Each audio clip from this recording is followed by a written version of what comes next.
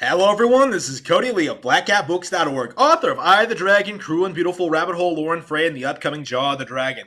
So, it's hard to believe that when I bought Octopath Traveler in 2018, I was dead broke. I was down to my last dollar, and I decided that for the near future, Octopath Traveler would be the only game I would buy. That was back when I was still in poverty, and to see like how wildly my career has grown. My life has improved, my personal well being, my health, state of mind.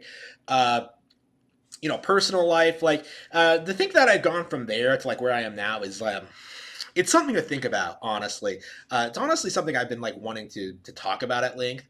But honestly, to be completely honest with you, Octopath Traveler is a title that honestly is kind of special to me. And seeing that the sequel is coming out very soon, I thought I would take a moment to talk about why. This is a 100-hour JRPG made in the style of like classic SNES Final Fantasy games. It's very reminiscent of something like Final Fantasy VI or Live Alive, in that like you have a bunch of characters with different backgrounds, different personalities, different storylines that all kind of come together to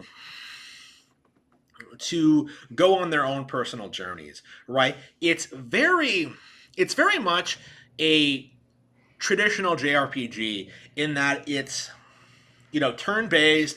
Yeah, four guys in a row. People call it these days.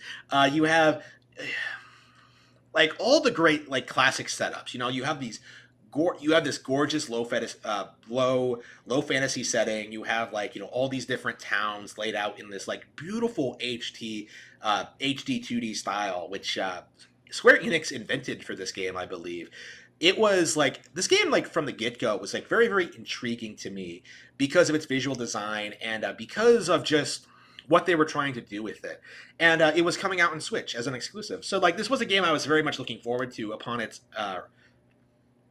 announcement. But when it was released as a demo, when I got a taste for like how the first couple of chapters played out, I believe you got to play as Ulbrich, and I believe you got to play as Primrose.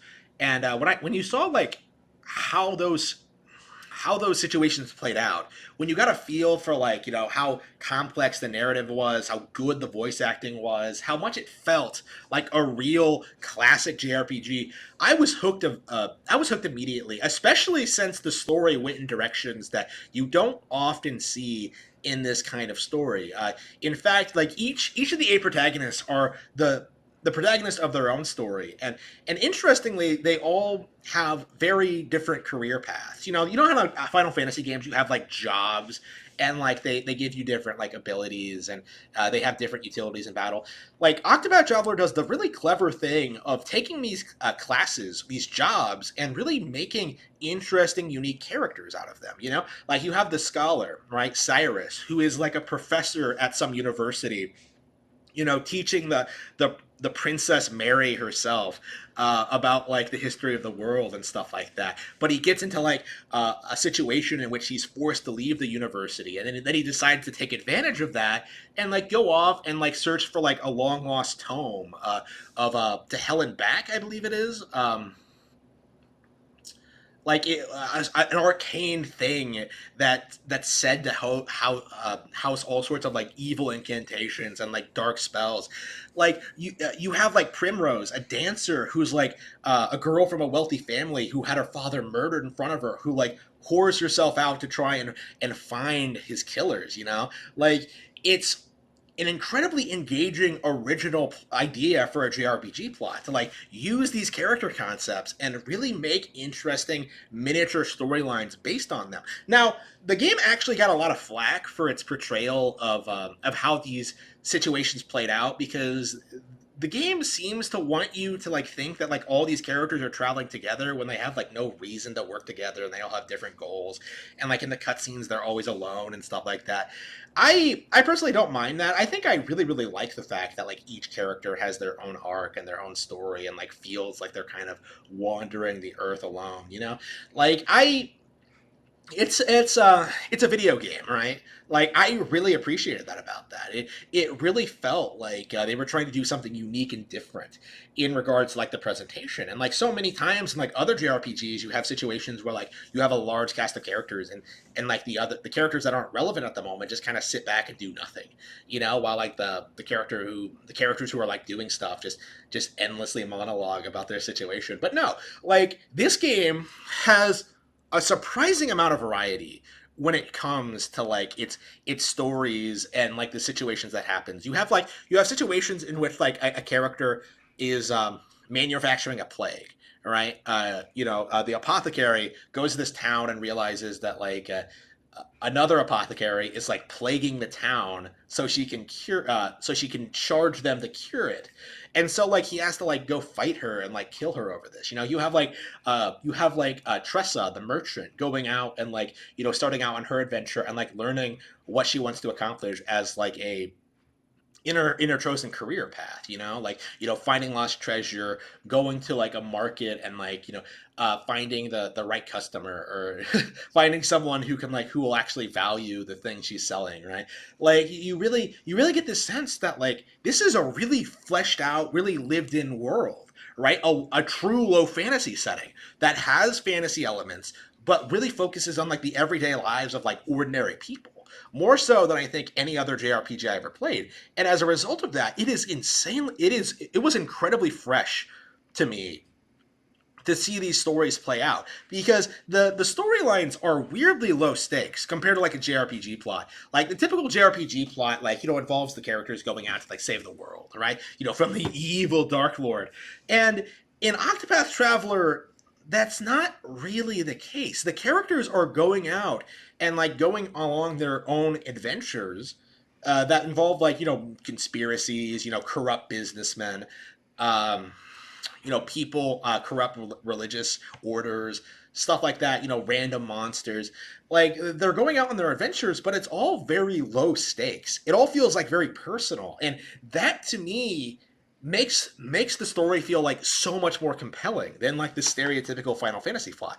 It actually feels like it's trying to do something with these characters, with this idea, with like these unique jobs, like it actually, like when you're playing as Hanet and like you go through her storyline of like tracking down like the legendary Red Eyes, the beast that's been like that her master was sent out to kill. Like you really get a sense of like dread and like learning like about this creature and what it can do and like what it did. Like you really get this feeling that like that, yeah, this there's something at stake here.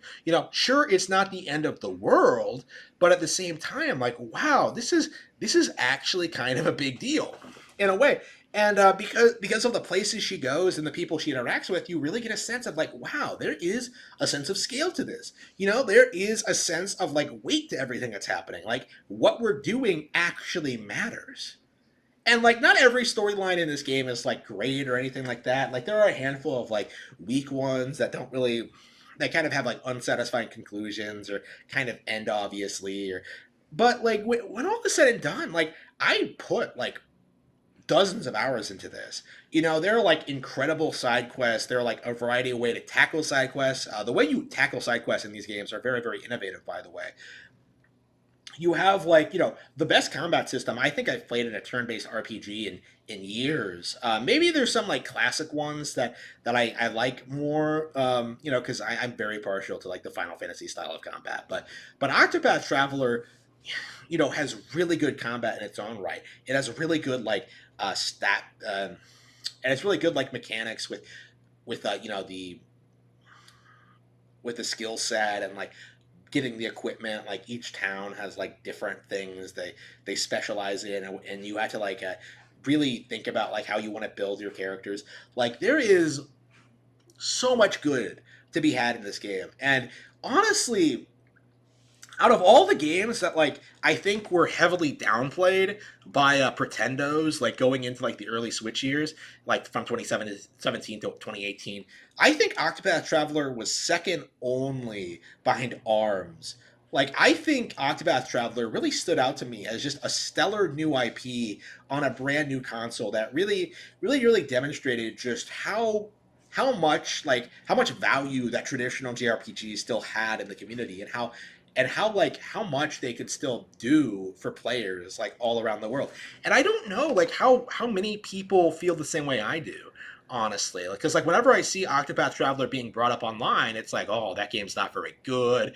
It was disappointing. Like it wasn't on Steam right away. It's a only Nintendo fanboys like it. Like I always see like people trying to write this one off, and I really don't know why. I really do get the impression that people are like the people complaining about this game have never actually played it. You know, that's kind of the impression I get. Whenever I see someone like call it mid, I just kind of roll my eyes at it. Like, what are you playing that's better than this? You know, like I can tell you it's better than Persona 5. You know, I can tell you that it's better than like Shin Megami Tensei or like Tales or modern Final Fantasy. Like, I think I even liked it more than Dragon Quest 11, which I liked a lot, honestly. Like, there are very few JRPGs I would say on Switch that are better than this, and in fact, I don't think any of them have come out recently. Like the one that I definitely think might be better, uh, maybe Ys 8, but like I think it's because like it's an action RPG. I really really love Ys 8, by the way. So maybe I'm kind of biased there, but uh, there are games that are better than Octopath Traveler. Like I'm not saying there aren't, but at the same time, like Octopath Traveler is great in its own right. Like if you're a fan of the genre, if you love classic RPGs, I have a very hard time believing that you would not be into this. Like I have a very hard time like believing that this is something that you would not be interested in. Like it simply isn't true. I think Octopath Traveler is a stellar game on Nintendo Switch, and I would highly recommend it to any fan. And seeing that Octopath Traveler 2 is coming out, and having like recently played the demo to a certain extent, I stopped after like half an hour. Having like I gotten a taste of the demo and what it is accomplishing, I think Octopath Traveler 2 is heading down the same path. I think it's going to be like, more of the same, more of like just the stellar low fantasy adventure that like I've been craving to have. I really really fond of these 2D HD games, and I hope Square Enix keeps making them. I hope we get a lot more Octopath Traveler like games going forward.